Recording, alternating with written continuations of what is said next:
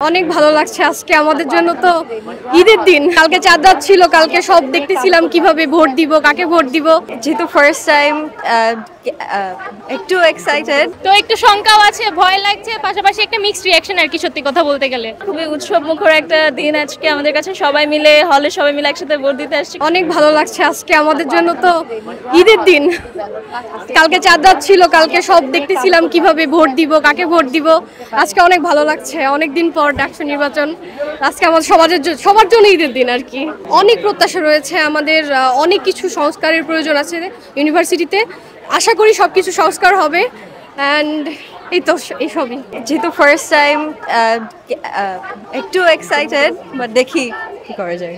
ক্যাম্পাসে আসলে নর্মালি এত মানুষ দেখা যায় না। আজকে ভোট উপলক্ষে যত মানুষ এসেছে, উৎসব মুখর পরিবেশ, ভালোই লাগতেছে। আমি নিজে একজন প্রার্থী, তো একটু শঙ্কাও আছে, ভয় লাগছে, পাশাপাশি একটা মিক্সড রিঅ্যাকশন আর কি, সত্যি কথা বলতে গেলে। প্রত্যাশা একটা নিরপেক্ষ সুষ্ঠু ডাকসু হবে, এটাই আমাদের চাহিদা। খুবই ভালো লাগছে, খুবই উৎসব মুখর একটা দিন আজকে আমাদের কাছে। সবাই মিলে হলে সবাই মিলে একসাথে ভোট দিতে আসছি, খুবই ভালো লাগছে।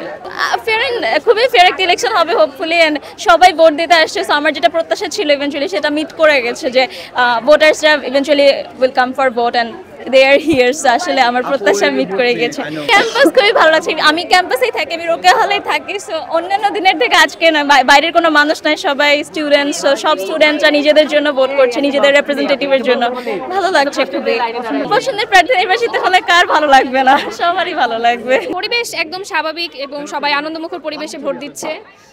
সকলের জন্যই এটা একটা উৎসবমুখর পরিবেশ হয়ে দাঁড়িয়েছে, কারণ অনেক বছর পরে ডাকসু নির্বাচন হচ্ছে।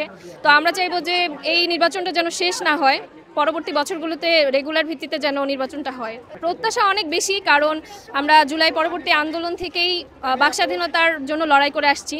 তো আন্দোলনটা আমাদের যে শুধুমাত্র বাকস্বাধীনতার জন্য এরকম নয়, পুরো জাতির মুক্তির জন্য যে আন্দোলনটা ছিল। তো আমরা চাইবো যে ডাকসুকে কেন্দ্র করে এটা যেন সারা দেশে ছড়িয়ে যায়, আর এটা যেন ক্ষণস্থায়ী কোনো উৎসব না হয় আমাদের জন্য। এটা যেন প্রতি বছরেই একটা উৎসবমুখর পরিবেশে আমরা স্বাধীনতার বজায় রাখতে পারি আমাদের। ভোটের পরিবেশ ভালো লাগছে, আর যেহেতু আমরা প্রথমবারের মতো ভোটার, জাতীয় পর্যায়ে এখনো ভোট দিইনি, আর যেহেতু আমাদের ডাকসু দিয়েই আমাদের ভোটের হাতে খড়ি, তো এই এক্সাইটমেন্ট অন্যরকম আর কি।